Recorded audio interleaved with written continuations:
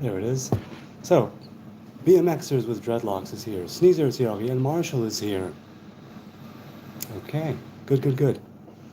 Wow. All right, I made it here just in the nick of time. It was a race against the clock, but the buses were favorable. Yes, they were. And we're going to pop up here.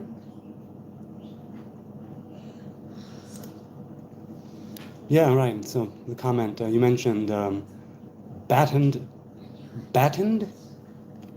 All right, here I am. I'm live. It's the Nazarite, bringing your Hebrew lore from days of yore. What is it? I don't think she was. I was making a weird. Oh, I see. Okay, so hello, good people out there. 4 people here. How lovely. So, as I said, I don't know if it caught it. Blood Nose is here. BMX is here. Battened Down is here. Sneezer is here. Again, Marshall is cycling. Right? Don't get too distracted. Keep going with the cycling. I used to cycle. Good times. I cycled for like 7 years. Pretty much everywhere. What kind of a yo is that? It's a Y with a final Hebrew mem because my keyboard was on. The capital letters are always in Latin, English, right? But the regular letters are Hebrew if it's on Hebrew and not English. All right, so, it's so nice to be here at the end of another work week. Let's see, how are you people doing? A yo-yo, very good, yes indeed. Yes indeed. Now, I think I want to continue the chat from last night, or should I go with what happened on Wednesday, if I'm not mistaken, still I didn't get into all that, but okay, I'll open the video from last night, and I didn't get to all the chat there. It was late. I was on for like an hour and a half. It was time to go, but we will be continuing the chat. Hang on, it's going to load it here. Okay, so let's see. So, okay, and then can you serve in the IDF, right? And we got the answer. You can serve in the IDF if you don't have citizenship. And when the dude said it, I was like, oh, of course. But, so I knew volunteers, but there are also those who join who are not citizens. So let's see. Blood Nose said last night, home is our very own planet. That's right, Paula arrived at home, and she said it's so nice to arrive there. It's so nice that it's like a haven, right? And so we spoke a bit of home there, and what it is, and what it can be, what it sometimes should not be. Home is our very own planet. I'm inclined to agree. There's an atmosphere, right? And there's life. There's no place like home, said BMXers. Okay.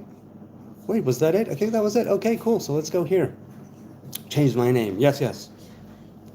Indeed. Okay.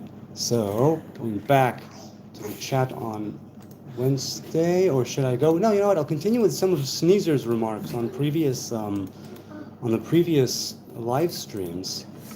Okay, we talked about 2 types of fear, right? There's a higher fear and a lower fear, where the lower fear is just fear of getting punished. A higher fear is how he called it, fear of greatness. And he said, I find fear of greatness is usually fear of failure or falling short, which can only come after success is attempted, right? So this is the major difference. If you fear because you don't want to be punished, it's one thing. If you fear because you're making an attempt, part of you is like, oh, is this what's gonna happen? That adventurous side. Fearing punishment is not necessarily an adventure, but attempting something, succeeding, and fearing falling short of it, that is more adventurous, I think. Okay, and he continues and he says, people often claim to be afraid of success, but digging deeper, I find it often not the case. It tends to be easily combated with the understanding that despite appearances, everybody fails, frequently. A particular good point. I'm glad you isolated and re-explained in this show for the others. I'm thinking of, what was it? James Sexton, the lawyer who speaks of love and relationships, a divorce lawyer. I've heard him speak. He's great. I haven't read any of his books, but he's something. He really is. He aims for people who are maybe considering divorce, have been divorced, in the process of divorce, being a divorce lawyer. But he has a lot to say about what it takes to not be divorced, how to stay married, how to continue that adventure between a couple. And the fact that everyone fails frequently, he says, in regards to social media, but to some degree it could be the general, outside society, reality community. He says, you're seeing people and their highlights while you are living your gag reel. It's difficult not to feel like you're failing constantly. And everybody does fail frequently, as Sneezer said. It's something where, right, we each carry our own different masks, we wear different hats, we exhibit different personas, and to some degree that's the way it ought to be. You don't act with your boss the way you do with a friend, you don't act with your friend the way you do with your spouse, you don't, and so on and so forth. Everybody fails frequently in some things, right? We are not unidimensional creatures. We wear a lot of hats, as I said, meaning that you won't be able to do everything 100% all of the time. And there are going to be times when, because of that, certain things will fail. I think while you are standing true to your principles, your pillars, right? Sneezer speaks here of understanding that despite appearances, everybody fails. That means being confident. That means that knowledge that even though you're failing and others are failing, to be confident and to stride, if you can stride. Sometimes all you can do is crawl towards your goal, towards your promised land, if you will. Because when we speak of a higher fear and a lower fear, and the higher fear being what he said, failure of falling short, in tradition, right, in the Hebrew text, it's likened to the relationship of a father and son, where the son really wants to please the father. The father is many times forgiving and understanding to the degree that, a father can be, to each his own. The understanding that despite appearances, everybody fails. I was speaking today with a friend about that failure, about failures that we all have, each with our own personal things that we are trying to be great in but fall short of. And this idea of the father and the son, and the fact that everybody fails, transparency. I was speaking to him earlier, to my friend, of transparency, and how with my kids, they will often hear me say, talk about my failures. It's not something that I think makes someone less. The ability, sometimes there are certain things we can't talk about, personal things, obviously, to each his own, again. But it's that idea that success is attempted and I failed. It's not that I fear the punishment, although the lower fear has its place, and a good one at that. The higher fear, the fear of greatness, yirat haromemut in Hebrew, as opposed to yirat haonish, fear of greatness, as opposed to fear of being punished. Both of them have their place. Okay, let's see if there's anything in the chat. That was a great comment, Sneezer. You make some really good comments. I can't read them all, obviously, you know what I'm saying, over here. I want to also engage in the chat. But yeah, that's right. Okay, yes, exactly, says Sneezer.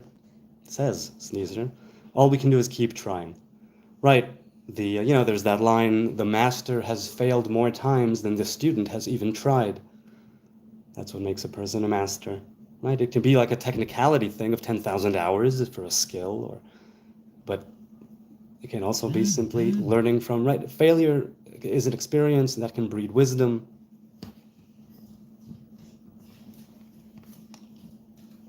Okay, Batten Down said, even if I can't defeat the windmill, I learn from the encounter. Also, it is fun. It is fun? How do you mean, Batten Down? Could you elaborate on in what way do you consider it to be fun? I mean, sometimes it's really, really not fun. Sometimes the self-judgment comes down hard. Sometimes it needs to come down hard. Sneezer says, and sometimes giving up is part of retrying. Well then, let me ask you, when you say giving up and you put the quotations there, what is it that we are giving up when you say we give up as a part of retrying? I agree. And it's not to give myself an excuse, and it's not to give myself an out, and it's not that I plan to fail. What does it mean to you, the giving up, Sneezer, if you are thinking it as part of relearning? And when are we giving up, just giving up? Dr. Jordan Peterson, he said that if he had a client that had a goal, and then they found as they were going on the path that it's not the goal that they wanted, they had sort of a rule, spoken or unspoken, I'm not sure, probably spoken between him and his clients. He said, okay, you can change goals, but it would have to be just as difficult or more. And that way, by your own estimation, right? The way you see things, and possibly the way your therapist would see things. What is a worthy goal? And that is giving up on one to take on another, which is also doable. And again, it has to do with those pillars, the principles that you choose to walk with, to go with. Not where you fail, but where you want to succeed. Failures might happen, but don't look at it as where you might fail. Look at it as where you might succeed. What is it that you are drawn to? Or if you're more strict, what does the Torah say? What are the commandments? But I think out of the 613, right, we each have our different ones that we can and cannot do, respectively. And the ones that you choose to do happily, consciously, right? We spoke of the of Shekhinah, we spoke of the dwelling of the divine revelation, and that it doesn't reside on a person from any negativity, but the joy of a mitzvah. That idea of not happiness, which is fleeting, but the joy of a mitzvah. And a mitzvah is something which connects you to the transcendent. A mitzvah is something which connects you to the infinite as opposed to your finite being. And so the joy of a mitzvah is one that would live on after all happiness is gone from this physical world. Right? What do we take with us when we die, say the sages? It's Torah, commandments, and good deeds. Sneezer says, sometimes that failure can still be applied to other things later that would seem unrelated. Yeah, the ripple effect, the butterfly effect, whatever effect you want to choose. You cannot underestimate the things that you do for better or worse. And which is why our sages in Pirkei Avot, the ethics of our fathers in the Mishnah and the oral traditions, they say that you should always see yourself, right, where the world is perfectly balanced, and your deed right now, a good one, would tilt it towards the negative. Doing a good thing will tilt it towards the positive, and you need to always be making these choices, along with what I always bring up, the Rebbe from Pesishche, who told his disciples, or he himself, right, had 2 notes in his pockets. He said, always wear pants with 2 pockets, because you need to have one pocket that has a note that says, all the world was created for me. And in the other note, in the other pocket, it would say, and I am dust and ashes. Let's continue. Sneezer says, sometimes we claim to give up, even thinking we do. But in fact, the break is the first stage of planning another attempt. Right? To never stop attempting. That is really important. And I've mentioned Rabbi Nachman in the past, who said sometimes you need to start over several times a day. So sometimes that giving up is planning another attempt. Right, was it Einstein who said that insanity is doing the same thing and expecting different results? It's like such a dynamic thing. And I say this to myself as much as I'm saying it to anyone who's listening right now. Hello, good people listening. Hi there. Hello, good evening. Tell me where you're from, where you're at. 15, 16 people watching right now. And I give thanks for every single one of you. It's such a joy, such an honor to broadcast here, to engage with you people here. Bringing it down to the world we are, yes indeed. So failure can still be applied. Right, you fail in one thing, but it serves you later in another thing. I can say without a doubt that the time I spent in my 20s working like dead-end minimum wage jobs, I learned something from each and every one of them. Whether it's what I would like to experience or what I would not like to experience, what I'm good at, what I'm not as good at in. And it helped to guide me. It also gave me so many experiences to draw on when I'm now, thank God, a full-time writer. So it gives me so much to draw on, those years. Speaking of failure, I felt like a failure during those years working minimum wage dead-end jobs. And right, speaking of failure, but it certainly gave me so much, paycheck aside, gave me so much. Batten Down says, oh, my woman is here. Hi, she says. Hello. Batten Down, do worthy things give the glory to God? Do worthy things give the glory to God? That is success. Do worthy things give the glory to God? That is success. That's lovely. That's a great line. Thank you for sharing that. Sneezer says, yes, Einstein did say that, but wiser have said you cannot possibly do the same thing twice, for you have changed and so have most other circumstances. Right, there's the proverb, and I'm not sure which it is, you never step into the same river twice. There's also a film, a documentary called Same River Twice, that looks at a commune of hippies in the 60s, and then 25, 30 years later. I didn't watch the whole thing, but it was very interesting. And I always remember those in association to each other, because that's how I found out about that line, that you never step into the same river twice, because you have changed and so has the river. I find that I draw strength from that. And, when I'm talking to God in my hitbodedut, in my spontaneous prayer, and I almost always will say that as long as I still draw breath, I still have a job to do. And if I still have a job to do, it means I need to get at it. So despite everything that happened, here I am. Let's go. I'm all in. That's one thing I decided relatively early in life, I think, relative to me. Early, it's funny how I might mean that, but never mind. I'm not talking about age. Where I was like, yes, I am seeking to be all in. There's when I went to buy the book Nazir Elohim by Rabbi Yoshua Friedman on the Nazarite vow in the modern age, and the halachas and the thought behind it. Great book.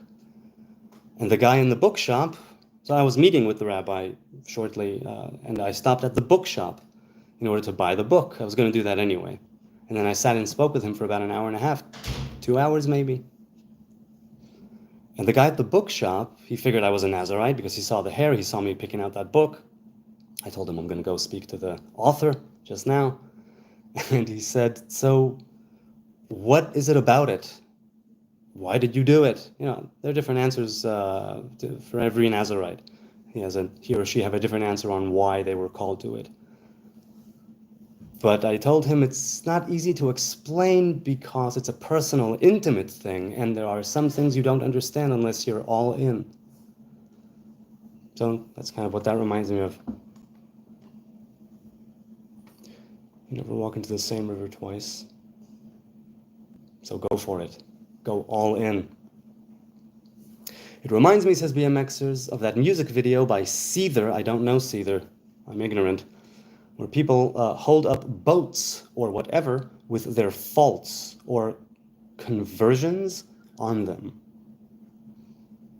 All right, so are we talking about people with their faults on the boats? Are they holding them up upright and the faults are sort of layered in I wonder what the music video is. Sneezer says, in words I like better, one cannot step into the same river twice, right? Ani gam lo ivrit. I am also not Hebrew. I'm also not Hebrew language. Sneezer says, I too find much satisfaction coming from giving God the glory. So, the glory, I suppose, you give to God. And there are certain things that you give to yourself. There's a lot of reasons not to take the glory, I suppose, because it can corrupt very easily. BMXer says Lashon. Yes, Lashon. Lashon means tongue. Lashon means speech. Lashon means language. So, ani gam lo medaber. I mean, if you want to say, I don't speak Hebrew. BMXer says, oh, it's the woman. I thought it's your son. Got so used to it being him. Yes. No, it was my woman. She said hi. Hey. Sneezer says, yep, once our work is done, we may reunite with God, die, he says, and not a moment before. To reunite with God. So you're of the opinion that the soul is an actual part of God? Because that's where I differ with others personally. You know me, I make a clean break. There's creator, there's creation. And even though the soul has, let's say, a thread, it's still revelation and not God himself. At least that's how I see it, right, based on other teachings. Blood Nose is yell out loud so the whole cinema can hear you from Monty Python's The Meaning of Life. Yes, it is. Well done, Blood Nose. Yes, it is. What a movie, The Meaning of Life. Wow. Butter? Butter Basket. I was like, Basket? Butter Basket. I need some butter. Is that a question or is that a statement? Or is that a question to us? Need some butter? Come on and get your butter. Here trying to spread some butter. Butter stick. Here's the thing. I don't eat dairy butter, and that's the only kind of actual butter. And there's things like I can't believe it's not butter, and there's margarine and vegan alternatives, but I haven't had real butter in quite a while. But if others want some butter from the butter basket, by all means do it. I take no offense. Go bathe in butter. Make it, make it more watery, I suppose. But bathe in some butter. Why don't you? Yes, do spread it. Spread the good cheer. Spread the butter. Right. Speaking of fat, right? We were talking about the fat of sacrificial animals, and so to spread the butter. Sneezer says, likewise, I get uncomfortable when thanked. Thanks be to God. Well, unfortunately for you, when you say something that resonates, I'll call it out and I will give thanks, because it's not something I take for granted. The ability to phrase something, quite like that is very cool. BMXer says, to Blood Nose, you have a good memory of last night. I said boards. Oh, okay, not boats. Boards. Boards. Boards as a part of something. Board games. Boards with their faults. So they're balancing their faults. I still don't know how the faults are stacked. Maybe you said it and I missed it in the chat. I'm not sure. See, there is a metal band in the US and the lead singer is from South Africa. So no, I've never heard of them or heard of their tunes. But I do like some metal in my life, that's for sure. Sneezer says, God is what you get when you've lived each life in order, and not in father to son temporal order. The correct order bounces throughout eternity. Right, Sneezer, you have that idea of time and the center of time. So that corresponds with that, obviously. Father and son and temporal order, the correct order bounces throughout eternity. Well, it's difficult for me to conceptualize the things you're talking about sometimes. This might be one of those times. Let's read it one more time here. God is what you get when you've lived each life in order. Each life as in those you have been reincarnated into. I mean, is that what you're assuming or presuming with that statement? In order. To live each life in order. Robert Harrison, Shalom Achi. Hello, my brother, he says, a Hebrew Nazarite. That's me. Hello to you. Each as in every life. Oh, okay. So it kind of is what I speak of, and it phrased differently, right? I speak of the eventual unification of the human race, and we get back to Eden as one, and we partake from the fruit of the tree of life, finally, experience that Shabbos, finally. And the reason I keep going back to it is because it motivates me in a very big way, for lack of a better term. So the correct order bounces throughout eternity. I wonder what that means practically speaking. When you say that you need to live each life in order, and that the correct order bounces throughout eternity, can you be a little bit more specific on what it means to you practically speaking here in this finite world in a finite body? I'd love to, hear more. BMXer says there are faults or conversions written on boards. Conversions or confessions? Conversions, do you mean different themes of faults, synonyms of faults, or do you mean confessions? So do let me know. Caesar says, for example, God was you at one point, me at another, Jesus at another. Well, once again, where we differ. For the confessions, okay, that makes sense. That's a powerful message. That's a powerful music video. So Seether has a video, he says, where people hold up boards or whatever with their faults or confessions on them. Right? I mean, speaking of Jesus, he said to pick up your cross, pick up your damn suffering and bear it. Point being lifetime. So you're saying, if I'm understanding you correctly, you're saying that points being lifetime for you, for yourself, personally, your thing. Okay. That's what I understood. Correct me if I'm wrong. Robert says, the Lord gave me some work, no more financial trouble. Good for you. Huzzah. I'm happy to hear that. You know, money comes and money goes, but when it goes and when you don't have it, it sucks. It just sucks. Ugh. Blood nose. Do we let the fruit from the tree of the knowledge of good and evil wither and die? Well, there's the thought that I love in the Midrash and the external teachings that the fruit of knowledge of good and evil and the tree of knowledge of good and evil and the tree of life are the same tree.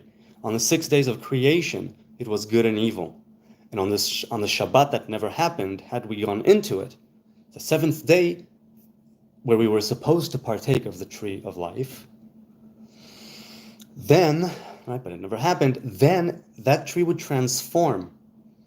In this world, where we have a taste of the world to come, in this Shabbos, the physical reality is where you're at. You're making the food, you're prepping the table, you're lighting the candles. You know, people who go to synagogue, to shul, they go, and your reality changes. Because even though you're physically in the same place that you were a couple of minutes ago, reality has elevated itself. Shabbat is something where there's an elevation of the worlds. And that's why, for a time, I ate meat only on the Sabbath back when I did. Because Sabbath, festivals, new moons, because that's a time when the time itself and the essence of the day is already raised. Let's see, hang on a second. So the idea that in the 6 days of creation, it was the tree of knowledge of good and evil, but had we been able to, not miss the mark and get cast out, had we been able to come into that Shabbos of Eden, it would have transformed into the tree of life in the same way that here, I suppose, in a very smaller scale, on a very smaller scale. I stay in this same house. Tomorrow, it's Friday, I'll be prepping the Shabbos, I'll be doing whatever I can for the queen before she arrives, and then it arrives, right? We light the candles, we say the blessings, we go into it, and reality itself transformed around us, if you will. Physically, we're in the same spot, but it's been elevated, given us an opening, a different opening that's closed, let's say, throughout the 6 days of the week, of the work week, of creation. Robert is in his house, says BMXers. Where is the Q&A form for the chat? Oh, I'm sorry, there isn't one. I didn't do one today. Because I was at the pharmacy and I arrived just at the nick of time. I was not able to have my moment here right before. I just came in, and I went live rather spontaneously. So I can't do it later. I can't do it once the live starts. I can do it only before the live starts. But are you people a fan of the Q&A of the thing? I've never seen it as a user, only as a creator. So I don't know if you're seeing exactly what I'm seeing. Well, obviously you're not seeing exactly what I'm saying. I have a thing that says questions that I can choose, and then your questions appear. I'll try to do it. Thank you for reminding me. I'll try to do it. I can't do it in the midst of the stream. Shalom, good day, Jonathan. Oh, hello, Oh, it's James Bong. Hello, James Bong from West Kentucky? Just Kentucky? What is it that you say? Everyone in the chat, Baruch Hashem. I'm assuming you mean Baruch Hashem, right? Blessed is the name. Sneezer says the correct order, one God lived, began with Satan, ended with Jesus, and was each of us between in the order of most hated to most loved. Yes, so you mentioned that you need to be everything, or that you need to be who you hated before who you most loved. But once again, for you it means God in human form, and I go in a very different way. There's a clear break as far as I'm concerned.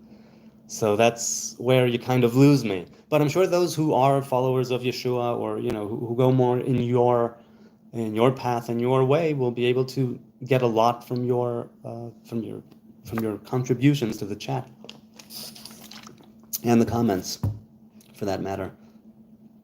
Song is called Fine Again, in case you or anybody else wants to check it out. I just might do that. I hope I will. HN, are you a fan of pomegranates, or could you take it or leave it?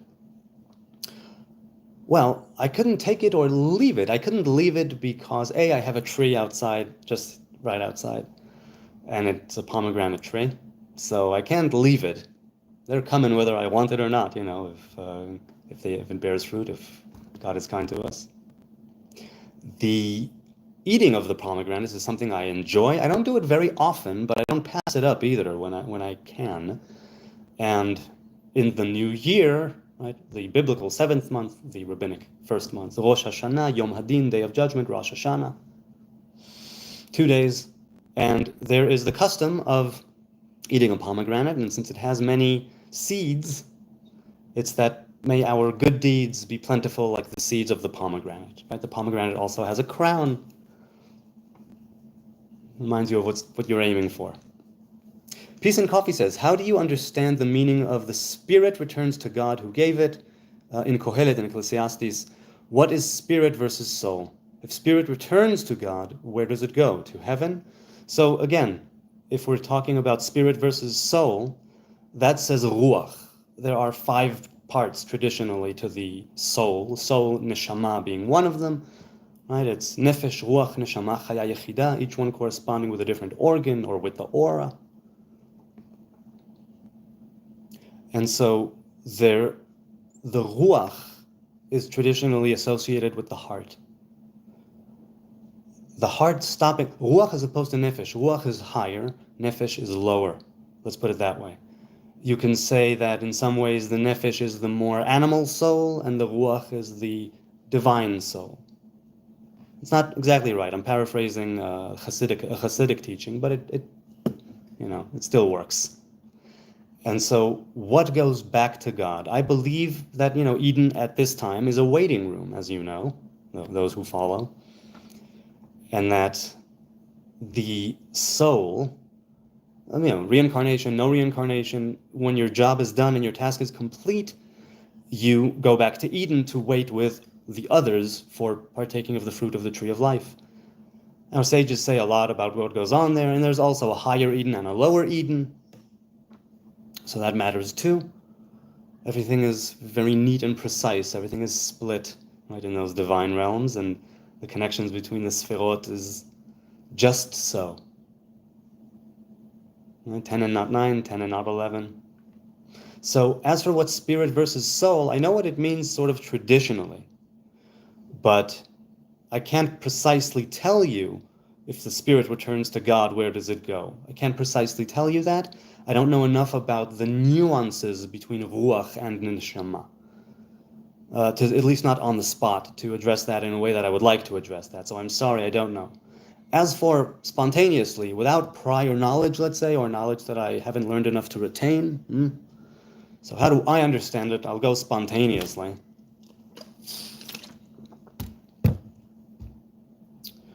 Spontaneously, I would say that the ruach is connected to the heart.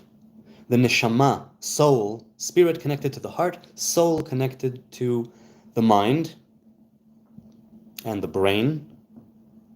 That amorphous thing where you have a physical organ that conjures thought, but thoughts are completely amorphous. There are different disorders that have to do with thoughts. Certain people can't think certain things, imagine certain things. They don't think visually. You can call it a disorder, you can call it a condition, whatever it is, it's something. And it's right there, the state of the brain affecting how you perceive reality and your thought process, your stream of consciousness. So I see spirit and live as something that's more physical. The heart stops. Brain waves also stop, but I'm talking more about the mind, where it sits in the brain, let's say. The neshama rides on the brain, on the moach, and the ruach is riding on the liv. It's kind of a physical chair for the spiritual essence, the divine revelation, to sit on. And so if ruach returns to God, it means that he's talking about death there. The sleep is called a little death, 1 in 60. It's 1 in 60 death, says the Talmud. Echad mi shishim. And there is a certain element, the Ramchal gets into this, the Rabbi Moshe Chaim Luzzatto gets into this in his book, Derech Hashem, a lovely introduction to Kabbalah, according to the masters who I learned it with, and I'm inclined to agree. The Ramchal gets pretty specific there over which part of you remains and which part of you goes up to dream, and what are mundane dreams coming from the digestion and the thoughts, as opposed to the higher dreams, prophetic dreams, ones where you feel that connection to the infinite, that's more spiritual than physical, where one rides on top of the other. That idea of sleep and being 1/60th of death, and a part of you is separated, which is why I bring it in connection to this question. That's my take on it. That the spirit is more connected to the physical more than the soul, insofar as it corresponds with our organs. So the spirit returns to God, meaning you die. But that which was inside of the brain and the mind, the soul that rides on that brain, on that mind, that's something that it's more of a home than the physical heart. I'm not sure if I'm phrasing it properly. That's simply what my impromptu, let's say, blah, blah, blah rant about that. Hit the like button, says Robert. Well, hit it. Or, hey, I got 7 likes and 16 people watching. Good to see you, good people. Where are you from? How are you doing? Say something in the chat. I'd love to know what your username is about, where you're from. Is it day, night? Is it evening? Are you... on a second. Let's see. Okay. Let's continue with the chat. My interpretation, says Sneezer, spirit there means soul. Could be. Could be. Actually washing clothes. Washing clothes. Shalom Aleichem Habibi, or Habibi. I'm guessing it's supposed to be Habibi, because the Bibi might refer to our Prime Minister. Am Yisrael Chai, the people of Israel live. Thank you, Mystical Order of Israel. Good to see you here. Very good to see you here. Good evening. To me, says Sneezer, wait, who did he say it to? To peace and coffee? Sneezer said to peace and coffee, to me there is spirit or ruach, but that is not soul. Is it a helper, a companion? Right, yes. It's a different fragment of that divine revelation, which is situated lower. You don't believe God can take human form? No, I don't believe God can take human form. I believe the divine revelation can take any form. Long time, it's Malak from back in the day. Wow. So you changed. Wow, it really is back in the day. Hello there. Sneezer says, God can certainly appear as anything God wants, especially a human, especially a poor human. Yes, the only difference is that you call it God and I call it the revelation of God, a reflection of God. That's the difference. That's it. Malak, how you been, says Robert. Best way to test rich people is as a poor, says Sneezer. Do you mean make them poor and then test them? Or do you mean test them by having them be among the poor? I'm not sure what you mean. Best way to test rich people is as a poor. I'm not understanding the test. Can you elaborate a little bit? Clarify it? Pomegranate, 613 seeds. Instead of wine, I have pomegranate juice and Bacardi, LOL. I think I tasted Bacardi... no, I don't know if I tasted straight Bacardi rum. I don't think I have. Sneezer says, remember how you treated me? Oh shit, yeah, but you're still forgiven. I guess that's in the context, right? That's why God is called most merciful. Rachman and Rachum. Right, that idea of Rachamim represents the line that runs through the tree of life from top to bottom. It's that Ehyeh asher ehyeh. I will be what I will be, I am what I am. That's why God is called most merciful. He says, BMXers, he says to Sneezer, Natty Dread rise again through the mystics of tomorrow. Natty Dread rise again. Do. Have no fear. Have no sorrow. Yeah, it's true. Robert Harrison says, I try to drink pomegranate juice every day, and when they are in season, I try to eat them. Very healthy. I agree. Indeed, very healthy. Like I said, I don't pass it up. I don't have it regularly at my house, but I don't pass it up. And I do have it regularly when they're in season, and I have it on the tree. Sneezer said, Logan Worth, I'm back. What? Logan is here. It's good to see you, man. Good to see you. What's up? Where you're at? Give us the good word. I equate soul and heart for some reason. Oh, okay. But hearty, the physical, soul, the being. Yeah, well said, HN. Well, it wasn't I. I was just, I'm quoting others. HN, what was the opinion in Israel when Trump got shot? Well, shot at. Oh no, I guess he did get shot. Is it shrapnel? Is it the bullet? I thought it was disputed. I don't know what the opinion was. As you know, I don't follow the news much. I read headlines, nothing more. Some occasionally more. During the war, ever since the war started, I've been a lot more into the news. Before that, either way, I digress. Now, I don't know what the opinion in Israel is, so I can't tell you. Sorry. BMXer says, so they build their walls of great confusion to force on us the devil's illusion. That's such a powerful song. That's such a powerful song. The stone the builders refuse will be the head cornerstone. Even ma'asu habonim hayta lerosh pina. Sneezer says, I believe we spend each night specifically while dreaming with God. Something about that does ring true. Joseph Mojado, you look like a child molester. Thank you. Unfortunately, you're not on point, but I can't foresee a reality in which I will molest a child. So I guess I'll just have to settle for looking like one. You know, hey, look, you can't get everything you want, you know? What are you going to do? I appreciate the compliment. Lord Vader appreciates the compliment. HN, favorite reggae song ever? Yours? That's... I really can't. But I suppose it would be the Rastaman chant.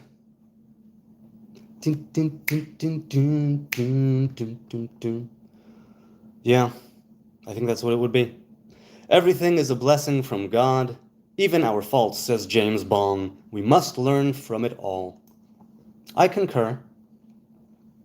We ought to learn from it all, definitely, even if we don't manage to.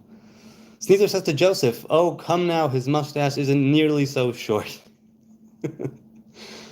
Do people who molest children have shorter mustaches? If I had a pencil mustache, or just like a Charlie Chaplin mustache, aka Adolf Hitler mustache, would that be better, worse? I don't think I'll do it, but it would be good to know what the popular opinion on the chat is, I'll tell you. Wow, Malak is here, a Karaite if I remember correctly. Well, your memory would be better than mine. Bong amen, says Sneezer. Joseph laughs his ass off. See, this is what we're here to do. We discuss faith and spirituality and all kinds of crap, and we try to bring it to here and now, and then we just want to laugh our asses off because how ridiculous it is to be a human being. How ridiculous. How lovely and spiritual and grotesque it is to be a human being. A Karaite Nazarite, says BMXers with dreadlocks. A Karaite Nazarite, indeed. Where were we? Okay, Dangerous Times. That's quite the username, man. There are always dangerous times. Afternoon. I'm Darius. God bless you. Its perception switch, greater management, blank. Its purpose, searching the knowledge, thought, wisdom for purpose and angle. It's the infinite, but calculable, but calculatable. And don't hate me or my infinite creation. I'm God of gods. What do you know, boy? I added the E's. What do I know? All I know is I know nothing. That's what I know. Joseph said he might have kids in his house. Yes, I do. Thankfully. They're all asleep, happy and healthy, not molested. And I hope it remains that way. I'm from South Africa, says BMXers, and we're 1 hour behind Israel. Well, let's go back to this. I'm Darius, he says. Dariavesh, right? One of the kings of Persia. God bless you. Its perception switch, greater management, blank. Its purpose, searching the knowledge, thought, wisdom for purpose and angle. It's the infinite, pardon me, but calculatable. And don't hate me or my infinite creation. I'm God of gods. What do you know, boy? Okay, I'll go with that. You're God of gods. But are you the God of gods? Are you Melech Malchei HaMelachim, or are you just the God of gods? Because in the tradition, Melech Malchei HaMelachim, the God of gods, is a nickname for the Most High. Creation's meltdown, says Dangerous Times, the origin of creation, of awareness, modules and formats, sensation and attaining and truth attendance. You know, I gotta say, I love what you're writing. I'm just not making the connections. So if you could dumb it down for me a little bit and clarify it for me, you know, more with a, because I'm enjoying what the evocative nature of your chat, Dangerous Times, but I'm not making quite a connection. Now, it could be because I've been on for almost an hour and it's almost 11 p.m., but if you could clarify it for me, I'd appreciate it. Everything we do to God, says Sneezer. Well, what does that mean, again, practically speaking? As far as you're concerned, that glory that you spoke of, that corresponds with this, right? As far as I can tell, there's a connection here, that what you do it to God. It means that perceive that as much as you can, right? That divine revelation, because that will orient you in a way that's good, not only for you, but for others around you. And I missed the glory before. Okay, so when you do things for the sake of God, if you will, and to each of us has his own interpretation of how that might be manifested in reality. For instance, Chassids and others in mainstream prayer books and such, there's what's called, I mentioned this in the past, a Leshem Yichud, for the unification. It's a short prayer. Based on the terminology, let's say, of the Kabbalah. And it basically says, I'm doing this to make a connection between the male and female divine feminine presence and to bring a unity to the world. To me, that's everything we do to God. Right? Kol ma'asecha yehiyu l'shem shamayim, it says in the Mishnah, that all of your dealings, all of your doings, all of your deeds should be for the sake of heaven. There is a danger there, because if you attach yourself too much to God and not enough to the people around you, it could cause you to go in a way that's good for you, but not necessarily for those around you. And in my experience, when I say we do to God, again, it means for me, I can't be too strict, because if you want to catch everything and do everything, you end up with nothing. To me, it's, again, sticking those flags, sticking those pillars in the ground and saying, we're going all in on this. I'm going all in on this. In these things, I will be doing it for the sake, right, and for the revelation of the Most High. Everything we do, said Sneezer, we do to God. Now, do you mean to God or for God? Because I am speaking as if it says we do for God, but now I'm realizing you said to God, which corresponds with what you said before about God in human form. Now, when, let's say Kabbalistically, as long as we're saying that, there's the idea of pagima bashemot, of, what would be the term? Sullying, in some ways, the names, the holy names, the sacred names of God, taking something away from them. And then when you repent, when you return, you are able to make the name whole again. That's part of why when Amalek attack Israel, God tells Moses to tell Joshua, Yad al kes Yah. Hand is on the chair of Yah. Not Adonai, not Yod Hei Vav Hei, just Yod Hei. Until you do your part, children of Israel, until evil is eradicated, the name is not complete. Repentance is about eradicating that part of evil from your life. True returning is about sometimes ripping things out and leaving them.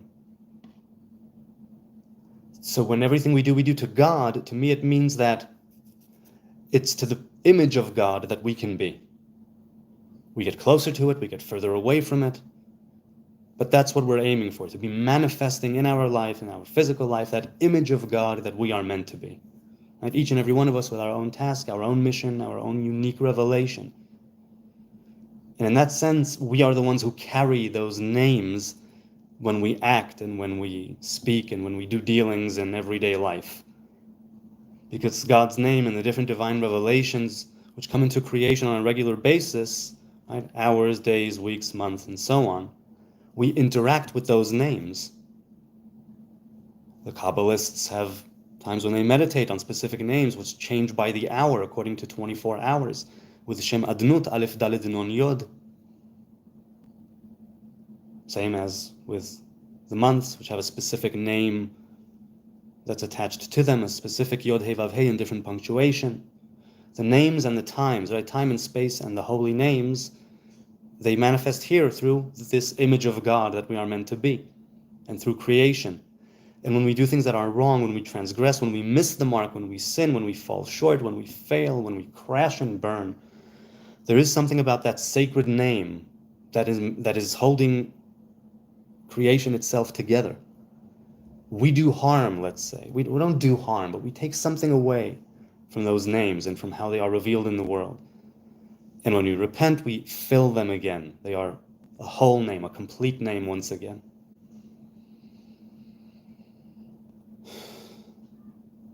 So when you say what we do to God, I see it as what we do to those sacred names that are holding up reality, let's say, that underpin creation itself. That primordial revelation of speech, of let there be light, that still echoes, however filtered, however covered, still echoes here, right? It's from crown to kingdom, straight line. And when you say everything we do to God, that's what it tells me, that we can do things that are so profound that they would send that shockwave back from kingdom to crown, all the way up, and create real change in the world.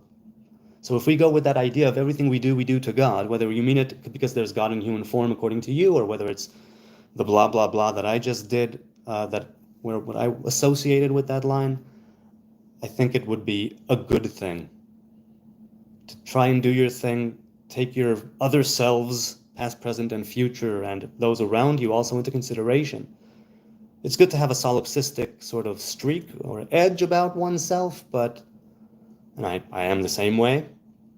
I have my solipsistic moments, definitely, but it always comes back to the here and now, to the house, with the kids that I haven't molested. Huh? Dangerous Time says, the path of all knowledge and wisdom, from the days of the dark, before space, time, awareness, and soul, when we battled in the destroyed worlds for the wisdom key, soul seat. All right. Okay, so you're saying that there are days of the dark before the senses, before awareness, before consciousness and soul. So what were we, according to you, Mr. Dangerous Times, or Mrs. Dangerous Times, or Miss or Ms. Dangerous Times, or whatever it is you choose? What is the wisdom key soul seat? Could you give me some more details? Peace and Coffee retracted a message. Resonance, polarity, rate. Well, again, I'm enjoying the poetic nature of your contributions to the chat, but I'm not, it's not down to earth quite yet. Remember me, says Logan, English or Spanish? Oh, yeah, okay, so yes. I'm not saying that you have to do it, asking if you remember me. Yes, I do remember, indeed. And I still don't get it. But that's okay, there are many things I don't get. That's fine. Let's continue. Where were we? Oh man, the chat just jumped. Test them by approaching, but test them, says need to test the rich by being poor and approaching them, see how they behave. Do you mean, how poor are we talking and how approachable are we talking about? Are we talking about homeless people in the street? Are we talking about family, where there's a rich and poor dynamic going on there? Dangerous says, the origins of creation of awareness modules and, oh yeah, I read that one already. It sort of jumped up and I'm looking for my time. I was a Karaite, says Mystical Order of Israel, but I've embraced the whole chain of transmission, Mesorah Torah Shel Be'al Peh. That is lovely to hear, because while I'm not very strict with my Torah Shel Be'al Peh, I did live it for many years. The halachic way of life has so much goodness to it and so much beauty to it. And of course, it can corrupt, and of course, you can take it in ways that are wrong. In my experience, it's one hell of a trip to keep the halacha. Halacha means walking, from lalechet, to walk. Halacha is a guide. Halacha It sets you right, it sets you on the proper path. Whether or not you deviate from that path later is up to you, but the halakha certainly puts you on quite a path, as far as I'm concerned. Now, I'm relatively biased, I suppose, having grown up modern Orthodox in Jerusalem, but I think I can still say that with some, degree of separation, because I no longer follow strict halacha. But it's nice. So when did this embracing of the whole chain of Mesorah and Torah Shebe'al Peh happen? The Mesorah gave us so much. They kept so many things alive, and so many ancient manuscripts and entire, like Keter HaRamtzova, right, the whole Bible with the trup, right, with the melody and with punctuation. Sneezer says, personally, I think if it was a ketchup package, it would do a Joe Rogan show. It should do a Joe Rogan show as the most important ketchup in history. So am I to understand that there are people claiming that it was blanks that the dude shot and that it was a ketchup packet? Am I understanding what you're saying correctly? Dangerous Times says, the eyes of God I shared, that birthed this life opportunity, not for their enslavement, senseless restriction to exploit. Don't let them ruin the future. Amen. Run it up. Much love. I'll bless you, powers of God, and the angels in your favor. Become a judge of God. Once again, you're losing me. You're losing me. Mayday, mayday. Give me, you know what? Am I going to have to stop reading them?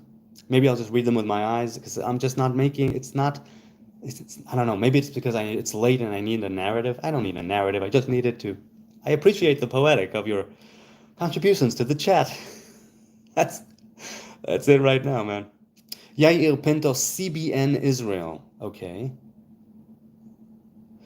So he said, you look like an ancient philosopher wizard. Oh, thank you for the coherent sentence. I'm sorry you had to engage in such crude and, what would be the word? Gauche,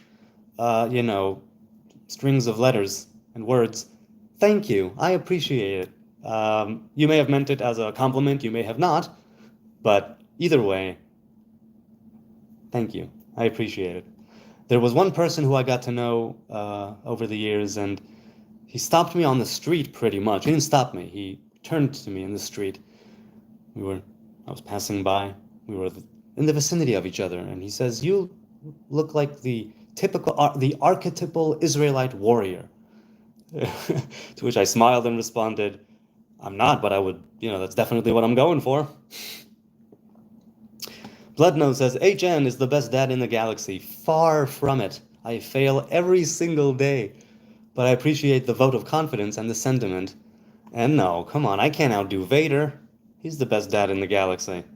See? Best dad in the galaxy. All right.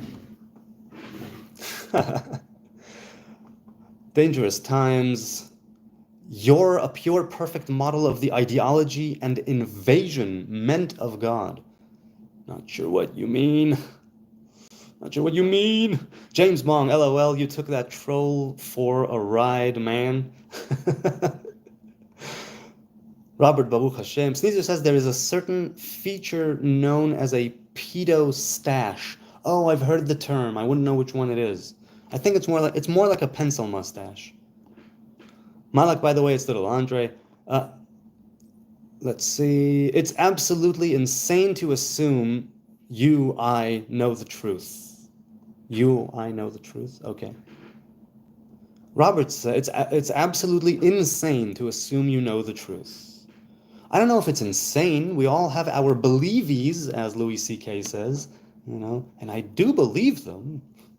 I don't act on them, but I believe them. They're my believies. To assume you know the truth. I don't know if it would be insane. We all want to, we all tell ourselves stories about what is truth and what is the nature of truth, either consciously or unconsciously, because it manifests in how we behave. Large measure and smaller measure.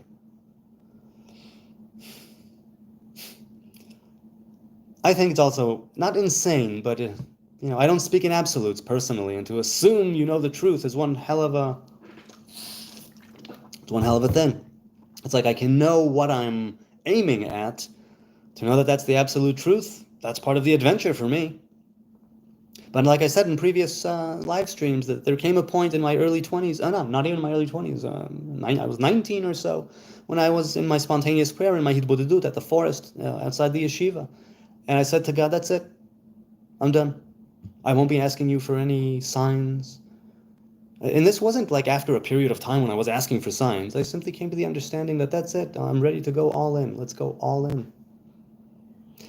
That's when I don't assume I know the truth, but I would like to act and behave as if following in that path would enlighten me and bring more truth, let's say, into being through me, and ideally through love. Love and truth, right? Robert says, dude, I'm in a laundromat and I have HN sort of loud and y'all talking about molesting children. That's not too good. That's okay. You can blame it on the laundry. You can blame it on the fumes from the detergent. You can blame it on somebody else. That's a good one. Or you can just say, I'm sorry, look at him. He totally looks like a child molester. I can't help it. Ariane Marshall says, Donald Trump's AI avatar would say it was fake news. Wink, wink. Mystical Order says, oh, how you been, Andre? Batten Down said, I believe God has a sense of humor. And once again, I will say that I don't know God. All I know is how God reveals himself to me. And certainly there is a sense of humor. Because with us humans anyway, it's one of the first things we do in life is humor. Never seen a child molester with dreads, says BMXers. Well, I'm sure child molesters come in all shapes, sizes, forms, and hairdos, natural or synthetic. Dangerous Times continues. Okay. Sneezer says, and I, for one, embrace my insanity, will tell you exactly what truth I believe. Been riding BMX, says BMXers with dreadlocks. Well, username checks out, right? Caesar says nobody can know nothing. No, but I behave as if I do in some ways, and I behave as if I know everything, perhaps. In other ways, it's a spectrum. But to assume you know the truth, to me, practically speaking, means I know what I'm aiming at, and I know what I'm using to make my way to the top of that mountain. Caesar says we can believe we don't know anything. Unfortunately, we'd be wrong. But we can't know nothing. Right, if it can be perceived, I suppose, then it's already something. And even if it's just, the cold, dead universe without any stars, when they all have gone out, and all the radiation has already evaporated, at the end of the end of the end, and I once saw a video that did sort of the universe from beginning to end, as it is hypothesized with current day, science, of what the end will be. There's some go for 30 minutes, some go for 5 minutes, whatever it is. It's not the same video, obviously, but people have different illustrations and visual interpretations of how that might be.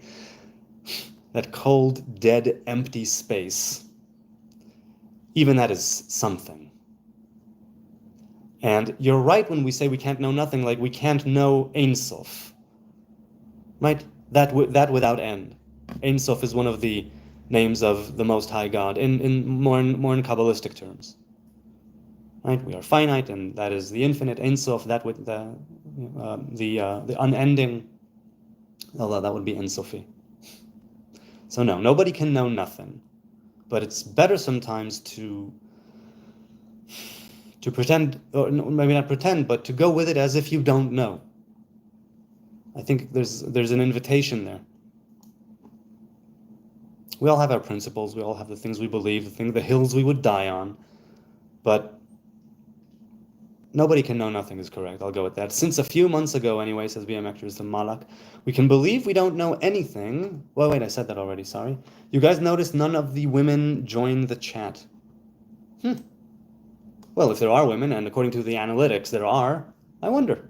So you know what? You ladies out there, gals, dames, young and old, whoever you are, say hello, tell us where you're from. That could be pretty cool. Love rum, by the way, says BMXers. You make an interesting observation, Bloodnose told Robert Harrison. It is an interesting observation. We are each a lifetime of God, like a day in a year of God's millennia. Thus we do to each other what we do to each other, we do to God. No, I understand where you're coming from. If you think that God can take human form, then obviously that's what you're going with. Memebot has the flag of Palestine. Long live Palestine. And more flags. Allahu Akbar.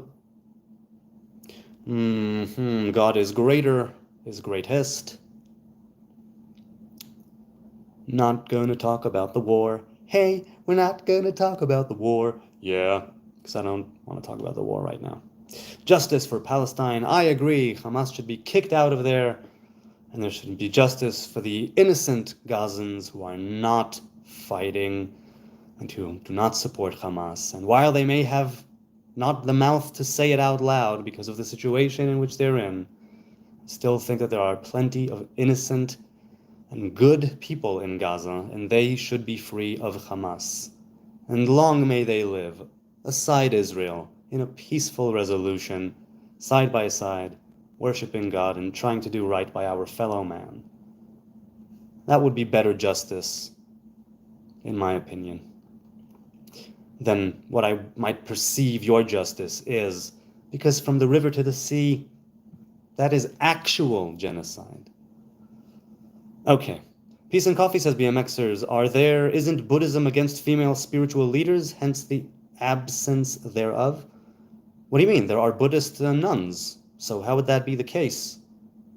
Or are you saying that they can be nuns but not be leaders? And maybe I missed something in the chat earlier, I'm not sure. From the river to the sea, Eretz Israel will be free from jihadis. Yes, correct. Free of the jihad. We do our thing, you do yours. Go. Make a state, develop it, let it bloom. No, I mean that God made us out of God, not nothing which has never existed. And thus we are parts of God.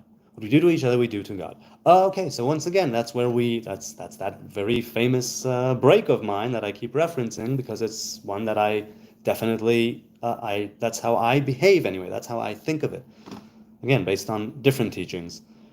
But I can totally understand the people who say our soul is chelek Eloha mima'al, a literal part of God, of atzmut, if you will, of that very essence of God.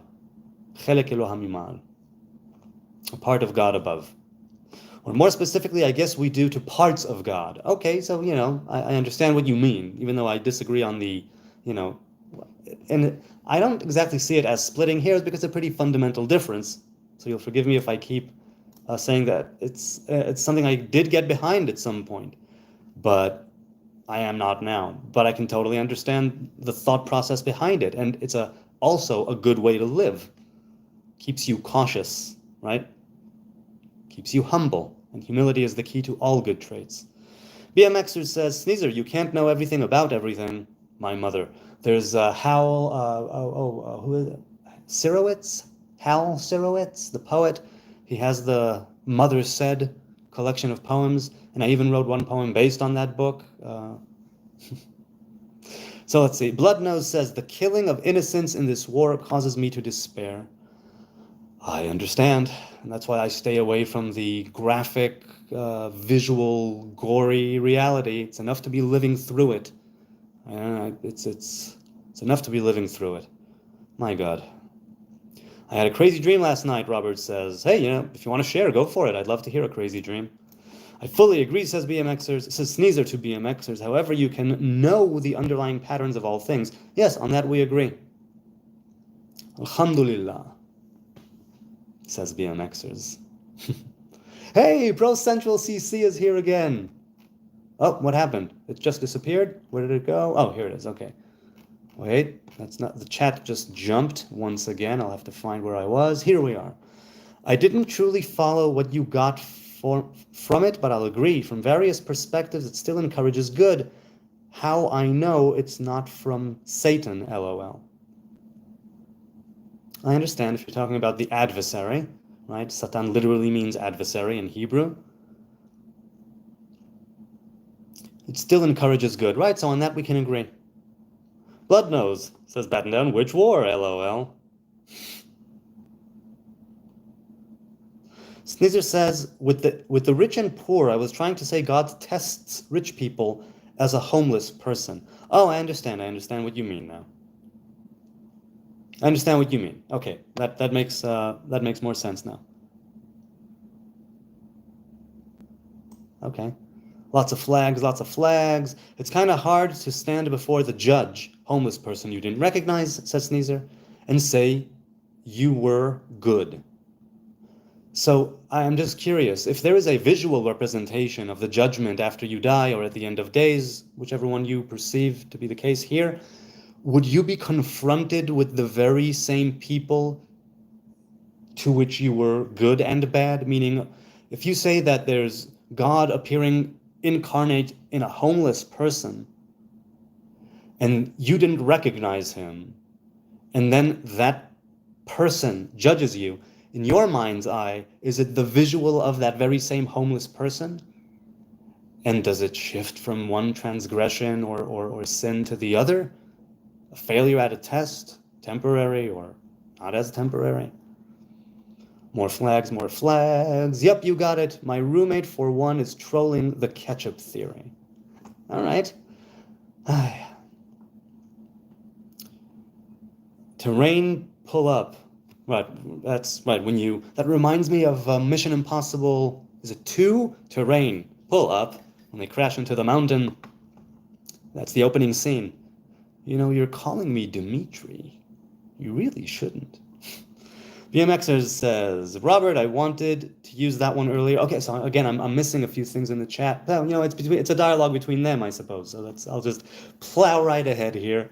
Seriously, it would be a genius plan on Trump's part. A pack of ketchup buys him the election.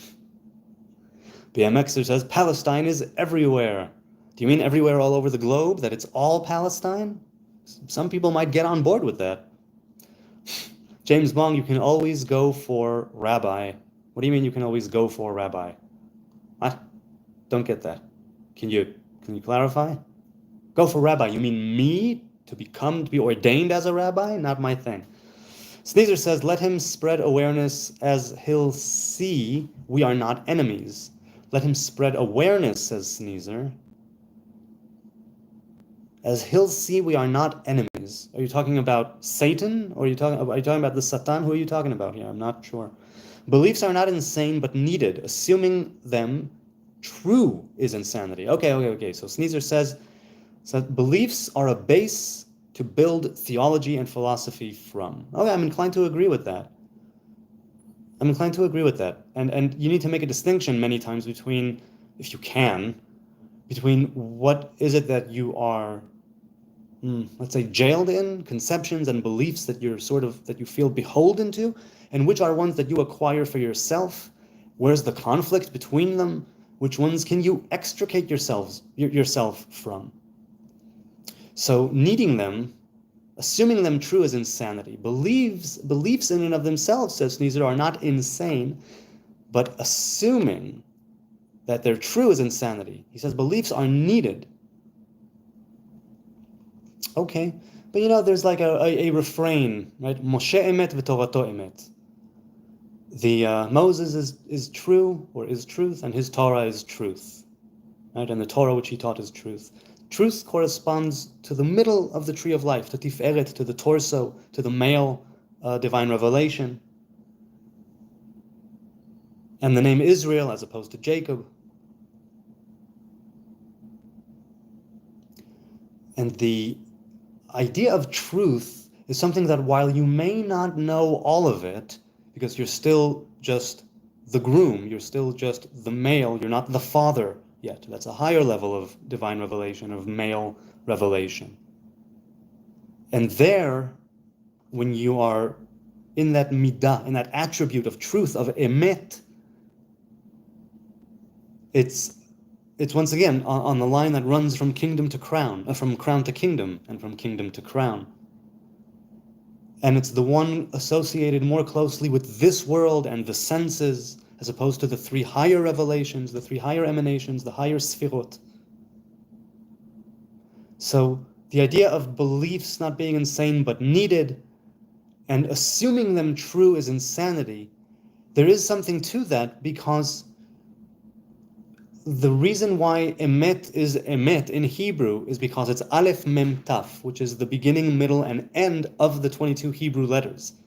Aleph at first, Taf at the end, and Mem in the middle, meaning that emet runs the gamut of all creation, and it runs through it and within it, and it's about taking those moments and acting in truth according to your beliefs. That's what spreads like truth out into creation.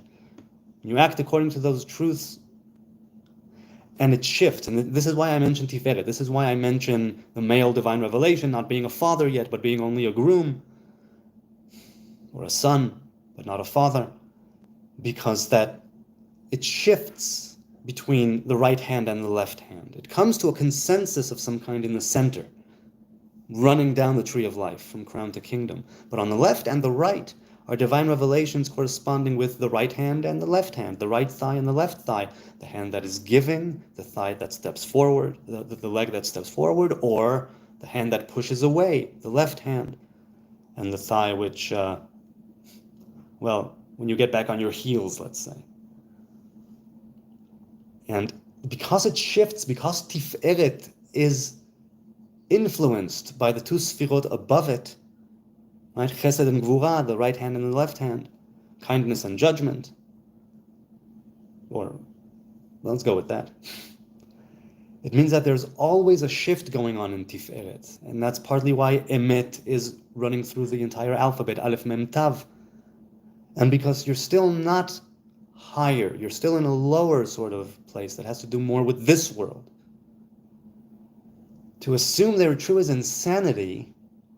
I don't know if it's insanity, but there's certainly an element of truth to what you're saying there, because what you think is true one day, you may not think another day. Your life is dynamic and fluid, and the truths that you acquire, if you will, parts of objective truth, and parts might be what people would call subjective truths.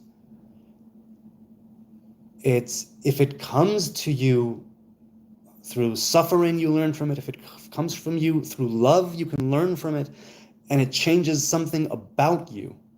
Or hopefully, maybe, it should change something about you, to go more in the way of truth, to escape that insanity of assuming it's true, seeing it manifested in the things that you do. That is already embodying it.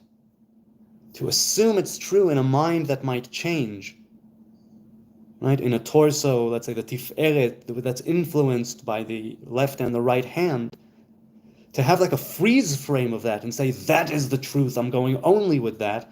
No, because you need to have the right and the left hand, the good and the evil. This is knowledge of good and evil. That's the reality we contend with. And the balance that is achieved there is because there is that precise measure of right and left, depending on the situation, depending on how you're conducting yourself. You should always be seeking to have that balance between right and left. So assuming them true might be a kind of form of insanity, but to go with them in truth, not making like even a conscious mental assumption, simply saying, I'm going to act like this as if it's true. That kind of thing. Because not being able to change your mind can be very detrimental. All right, wow, that's enough about that. It has been an hour and 19 minutes. It might be time to say goodbye. I'm not sure. I'll try and, you know what? Let's go for a bit more. Let's go for a bit more in the chat, but let's go down and see if anybody else is here. Yodidiao is here. Hello, Yodidiao. I just ran by a few comments there, but nobody new is in the chat. So hello, Yodidiao, and I will go back to where I was just now. Wait, from the river to the sea. Was that Yodidiao?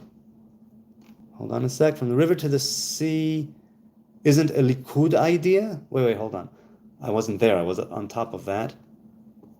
More the 4th of Av. What? Okay. May the fortune be with you, says BMXers. The 4th of Av, 5,781. What about that date? That date already happened. Oh, that's when you took on That's when you took on the yoke of halacha. That's when you took on the oral traditions, the oral law. Okay, I'm assuming that's what you're responding to. Okay. Bloodnose says, there has never been technology to connect people all around the world in real time. Nope. This is amazing. This is really amazing. And much like there is something physical, a physical network going on, there is also a spiritual network, right, that corresponds with it. Sky is full of signs right now for Christians, said Sneezer. Most people call them chemtrails. I was made aware of chemtrails 6 years ago or so. Of the idea, the hypothesis. I call them crosses, says Sneezer. I agree, God has a wonderful sense of humor, said Sneezer. BMXers says, religion is for people who are bored, in my honest opinion. Wow, I don't agree with you. Obviously you're entitled to your opinion. I don't agree at all. Religion, in most aspects, is taking on a discipline, and that has merit. It has great merit to take on a discipline.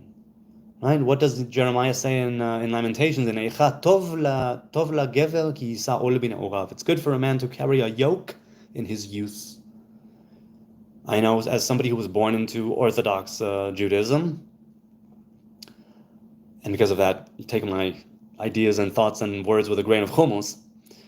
Religion is for people who are bored, not in my opinion. It's my opinion that even if, let's say, you do just start with the discipline and with the physical religion and the commandments that you keep and the shuls that you go, the prayers that you say, written by rabbis, it can definitely open you up to spirituality, which complements that religion. So you can say that religion is for people who are bored, but I would say that if they do it voluntarily and they are choosing wholeheartedly, knowingly, consciously to follow this path of religion, whatever religion it might be, it's still taking on a yoke. It's still taking on a burden, a responsibility, a discipline, and that has great merit. And you can argue, obviously, over the nature of different religions, but I don't think that statement, that like all-encompassing religion is for people who are bored, I haven't found that to be the case. Ariel says, would not be surprised about the ketchup job, Sneezer. Certainly comes across this way. Well, look, I wouldn't put it past politicians to play dirty and to play on the heartstrings of Americans, but I have no idea. I don't know. I don't know what to believe. Even cold, dead universe is something. Yes, it is. That's what I'm saying. My point, says Sneezer, is don't know anything and know nothing are two very different things. Oh, yes. Okay. If that was your point, I agree. We do know, we do agree on that. It was Bob Marley, since HN didn't tell you, he said to Sneezer. Yes, it was Bob Marley. Learn it all and forget it all, says BMXers. Well, quotes BMXers.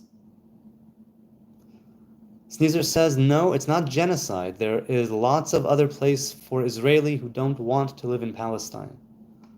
Wait, what do you mean? It's not genocide. There is lots of other place for Israeli who don't want to live in Palestine. But I'm not sure which Palestine you mean. Do you mean from the river to the sea, or do you mean the Palestinian territories as they're now known?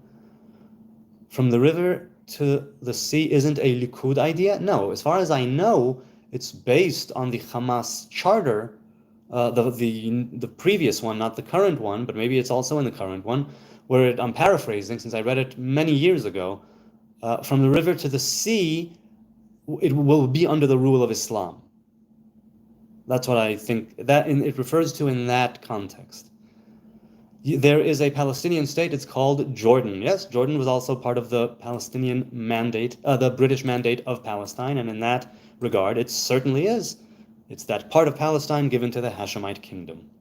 I'm going to split hairs. I'm one to split hairs too, by all means. Right, so good, because sometimes it's a nuance which is worth stopping for and discussing, right? And sometimes maybe it isn't. And I guess different strokes.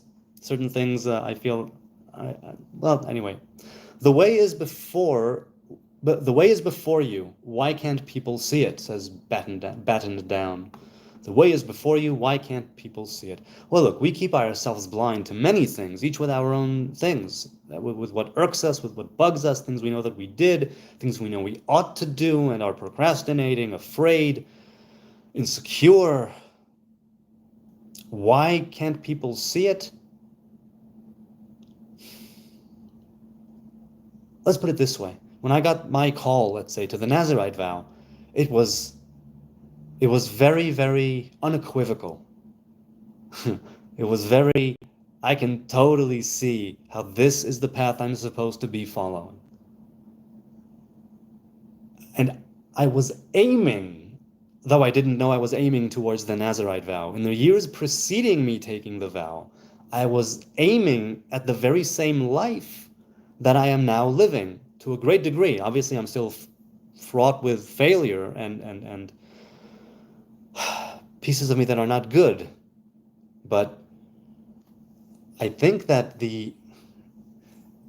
it's what you aim at, right? It's like when you're driving. Where you turn the steering wheel is where you will end up. And obviously there's also a random element to the steering wheel, and maybe it will suddenly buck, or maybe you'll hit a pothole, and you'll, whatever it is. Why don't people see it? I think it's, I can't give like an all-encompassing answer. I know that when there are things that I do not see, let's talk about me. The way is also before me, and I claim to see it. I may not be able to always follow it, but I definitely see it. And it's where it's what I'm shooting for, and it's what I'm aiming for, and it's where I'd like to be walking, even if sometimes I deviate, right? So I think that I'll speak in the negative of what you said. I think that I could see my person, and I might be wrong, by the way. Obviously, I might be wrong. It's still worth the ride. But I perceived that way that was unfolding before me when I sought, let's say, the spirituality past the religion. That's when it started to unfold before me. Personally, I don't know if that would apply to everyone. But the deal is that I grew up religious in Jerusalem, right? Which means that I already had the halachic, thank God, I had the rabbinic, halachic, Mosaic law foundation given to me by my fathers, my teachers, my masters, my friends, the community, the shuls I davened in. And there was a way that, let's say, was written out for me in the Torah. And then in my early teens, when I started seeking spirituality more and seeing, okay, but where does it meet all of the things that I read about in the Torah? What is that world that, Morpheus says to Neo that the Matrix is the world that has been pulled over your eyes to blind you from the truth. And I was like, okay, cool, we know it exists. Let's lift those blinds. How do I go about doing that? And my way definitely began to unfold before me when I sought the spiritual, the transcendent. Because I was raised to believe that there's a very deep and fundamental connection between nature and man and God, between creation and creator. And why wouldn't I seek to involve more of my being in that in that connection? And I needed to understand the spiritual origins of things to the degree that I could, because some of the mitzvahs and some of the commandments and some of the halachas made no sense to me. Now, obviously, certain things still don't make sense to me. It doesn't have to make sense for me to do it, but, well, it should have a lot of sense behind it, let's put it that way. That's been my, it just buttresses what you already believe and follow. That's what I mean. Belief is not a necessity. Faith is not a necessity. Carrying out the commandments, according to Torah, is a necessity. Keeping the covenant is, to some degree, people say that having faith is not one of the 613 commandments, and others disagree. People count them in different ways. For some, faith is a commandment. For some, having faith is not a commandment. It's the practical, it's the actual pragmatic element of it, of Torah and commandments in the world that matters, not the faith. You cannot have the faith but still carry out the commandments. Practically speaking, you can. You can act that way in the world, even if you don't believe it. I couldn't do that. maybe to my fault. In some ways, definitely to my fault, because I don't consider myself a modern Orthodox anymore. I don't follow strict halacha anymore. And it could very well be that I'll look back at this and say it was to my detriment, though I highly doubt it. But who's to say? Who's to say? Maybe. I can't know the future. So why can't people see it? I wouldn't be able to speak for all people. But I think that if there was a time when I didn't see the path before me, because like I said, I started to ask these questions relatively early, and I had the basis to seek answers insofar as the Hebrew faith is concerned. So I had a great jumping off point into the truths and understanding that I've adopted over the years. The way is before you. Why can't people see it? Ego as well, by the way, because I'm thinking in childhood, right? Leading up to puberty, and teenagehood and adolescence, where I started to ask these questions, as do many teens, right? I simply had a lot to draw on personally, and I did, and I do. I suppose ego was the thing, and I don't mean that like psychologically, I mean that preoccupation with self, if you will, and concentrating on the external, that blinded me to some degree, I think. But I don't know, I was very young. I don't know if this line can even be applied to me. I mean, obviously it can be applied to me because I don't know everything, I haven't discovered everything, I don't do everything, so obviously it can be applied to me. So let's now take it in the way that you said it. The way is before you, why can't people see it? What do you guys think about the blindness? Do we blind ourselves? Are we blind? Are we choosing to be ignorant, right? We could have known, but we chose not to know. We could have done something, we choose to turn a blind eye and not do it. When I say Satan, I mean prime ego. Oh, okay, so we're talking about ego here as well. Each ego is like a mini Satan, whichever is biggest is the adversary. I see. Okay, so we're kind of, again, talking about the same thing. We're in agreement, to some, in a lot of things, we're in agreement. Both have ani and ayin gematria of 61. Yes, ani and ayin, those correspond to crown and kingdom. Ani being me, I, in the kingdom, and ayin, which is, let's say, nothingness, in the crown. Ein ani. I said alhamdulillah. Oh, I say. My mistake. Nitzarim Nazarite is here. Hello. For you, inshallah. For me, outshallah, says BMXers. Sneezer says, when I died, I got the opportunity to change every mistake, working backwards through my life, seeing the result, and how much worse it would have been. That is what happened after you can admit you weren't better than God and or couldn't do better. Maybe applicable only to atheists. Is that the admission that I am not better than God and can not do better than God? Right, so you're talking about that prime ego, I suppose, and the manifestation is shaking your fist and your finger at God, saying, if I were God, I can do better. We all know what happened to Bruce Almighty, right? You don't want that. BMXer says, as Asher Meitzah said, Islam, Allah is Avodah Zarah.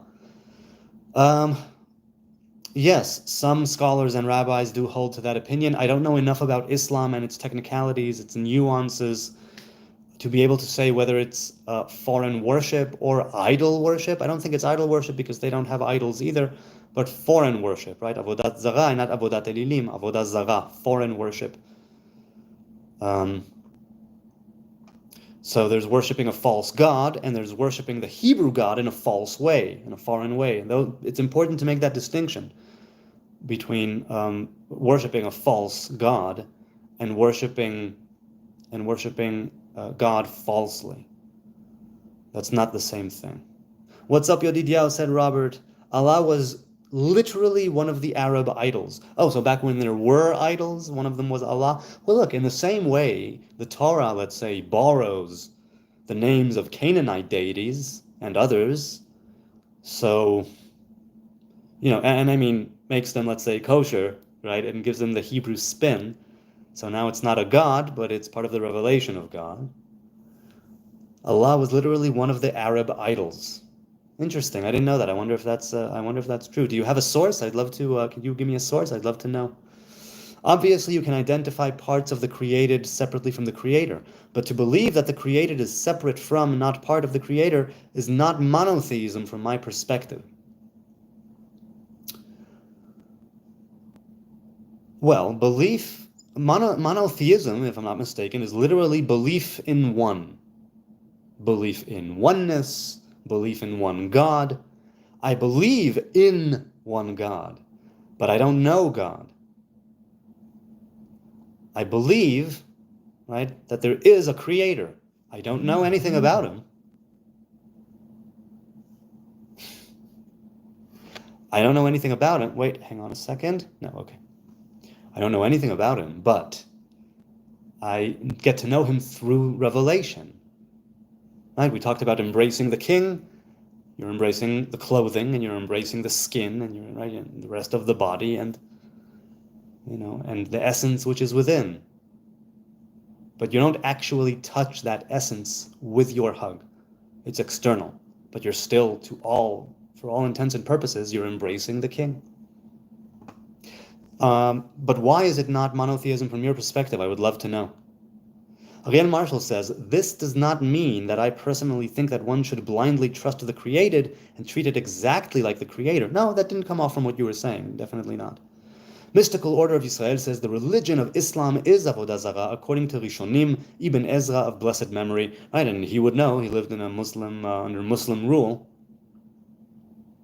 Rabbi Avraham ibn Ezra, if I'm not mistaken, was under Muslim rule. Muhammad's father, says BMXers, who was an idol worshipper, was Abdullah, servant of Allah. Right? Again, Eved Allah, Abdullah.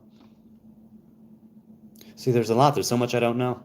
Which is also why I don't know what to say about Islam, because I know it only from my lens, which is warped by war and horrors. Ariel says to Sneezer, I don't know about not monotheistic, but I do think it's misunderstanding. Okay, fair enough. It could very well be that it's a misunderstanding.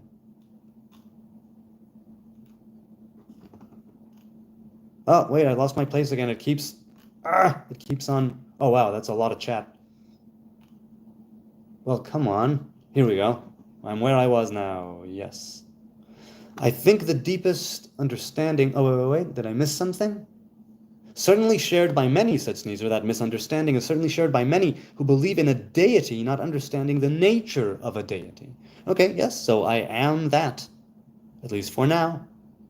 But I'll tell you. I think for now, it serves me well. Now, that might be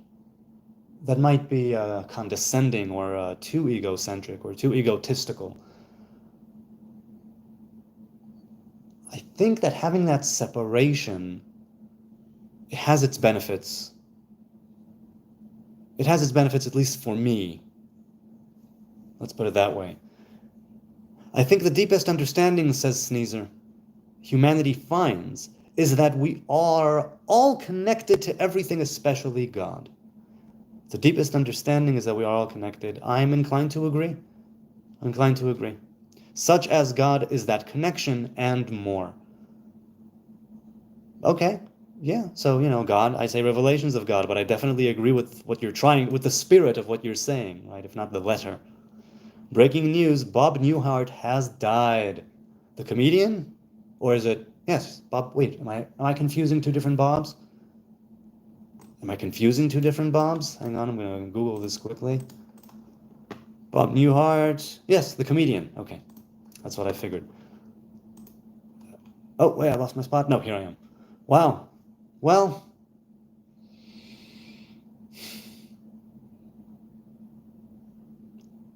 he has died. Wow, man, so many people. Dr. Ruth is dead, and Shannon Doherty is dead, and people are dying at this very moment. But we are still here living, trying to bring that Torah down from the mountain into everyday life. But may his soul be elevated. He made a lot of people laugh. There was a lot of humor. I don't know what his politics or personal life was or anything about him. But, if he made people laugh, good for him. That's a nice calling. depending on the time and place, but making people laugh, right, is generally a good thing, right? Sense of humor. His name was Abdullah even before the advent of Islam, according to the Hadith, if I'm not mistaken. Okay. Which means that it was an idol of Arabian, right? Okay, as I hear what you're saying. Yes, it's been a while since mystical order. Not only the network, says Sneezer, but we can translate each other with reasonable accuracy.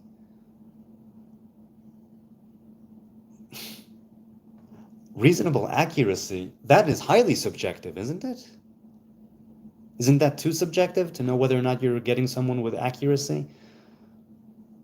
Because the link that is between, let's say, the mind and the mouth, all of the layers and all the chain from a thought to a verbal, speech, to verbal speech, the speech narrows down the thought and makes it intelligible, but it loses that, like the ether of it, that amorphous part of it. It doesn't always translate into language. So when you say we can translate each other with reasonable accuracy, do you mean the network and Google Translate, or do you mean understanding each other and understanding that we are one? Because it could go either way with that sentence, and I don't want to say something, when you meant completely something else. I've done that before. It's a lot of fun, but I won't do it now. I'm just some dude in America, says James Bong. Cool. Right on. Some dude in America. Well, Sneezer, says Ariel, why don't we delve into some names often associated with deities? Obviously, as many of us are aware, Hebrews spent many years in Babylonian exile, and for this reason, as well as because Avraham came from Babylon, right? Ur-Kasdim, thought to be at least close to there. We share a lot of names and stories with them historically. Having said this, in this day and age, it is hard for many to know how much of these historical discoveries are anti-Semitic propaganda. Many names like El-Ilah, Allah, are shared regionally, and Judaism, in theory, he says, still refers to certain regional deities as names of God, which is kind of justified by the concept that God is one, period. Right. Personally, I am unsure of what these names should be translated to God, but I am hardly the most Jew in regards to the texts. Well, first, I agree with you. There are certain names that didn't maybe come from our, let's say, the Hebrew lexicon and the Hebrew pantheon of names, not of deities, but of names, and we borrowed them, right, from other faiths and other religions and other cultures. As for whether or not we should translate them to God, I think we can and should, insofar as it has been done, because Yod He Vav He, Adonai, that's the main name. All the other names sort of sprout, let's say, from it. And the idea of Yod He Vav He, even though Eheye has a higher origin with the Aleph, and it's the crown, let's say, the higher Sfirot, the name Yod He Vav He has a few facets. There's Yod He Vav He, which is uttered Adonai, and it has the punctuation of Shva Cholam Kamatz. And there's Yod He Vav He, which has the punctuation of Elohim, which is a Chataf Segol, Cholam Maleh, and Chirik, if I'm not mistaken. And it's written in one way and read in another way, in both ways. The punctuation is different in both of them, where one, it's actually the way it's punctuated, and in the other, you don't utter it as it's punctuated. It's the differences between them. You can go into them. Entire books have been written about them. The reason I bring up Adonai, the fact that there's like a higher and lower one, is because the name Adonai that's that God is one. Adonai Eloheinu, Adonai Echad, right? In the Shema.